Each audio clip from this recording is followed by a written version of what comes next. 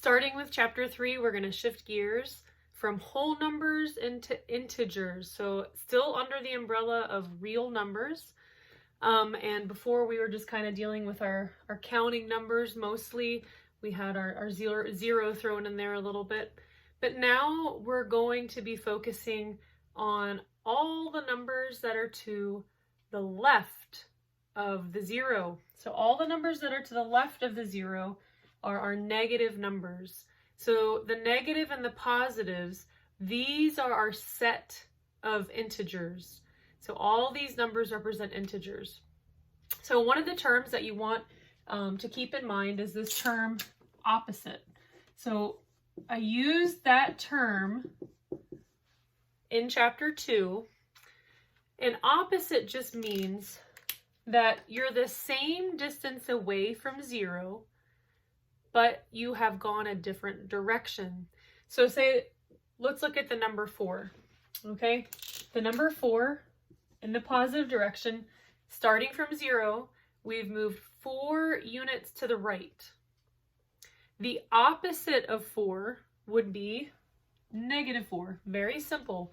Starting at the same point at 0, instead of moving to the right, we're going to move to the left, and we're going to go the same distance. So instead of 4 units to the right, we're going to go 4 units to the left, and that's going to take us to -4. So really, when we hear the term opposite, all we're doing is we're taking whatever number it is and we're changing the sign. So if it's a negative number, we're turning it to a positive.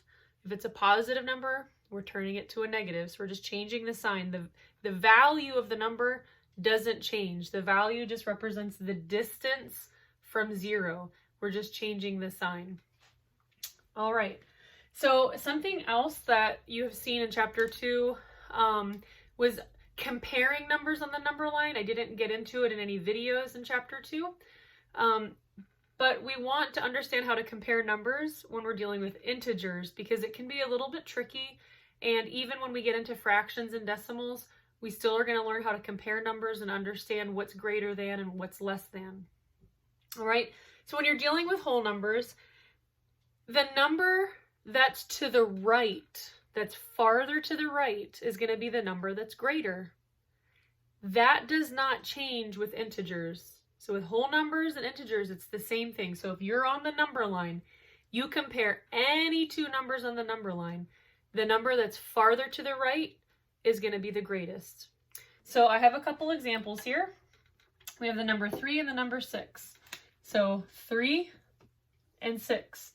Which number is farther to the right? The 6. So over here, which number is greater? So we would put our less than sign. 3 is less than 6. If we read it backwards, 6 is greater than 3. So we have our little mouth opening toward, or that angle opens toward the greater number.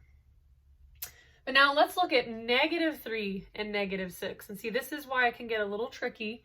When we look at -3 and -6, now which number is further to the right?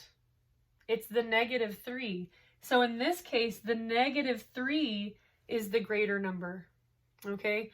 So sometimes when you're just getting into integers, it might be helpful to plot out this number line for the different problems, just so that you can kind of visualize where they're at until you get a good handle with integers. So just a couple of the things that are an introduction to integers is making sure we understand that we're using all these negative numbers now. They're coming into our little umbrella. And understanding what the word opposite means, that we're just changing the sign, that the digit stays the same, we're just changing the sign. The sign represents the direction that we go from 0.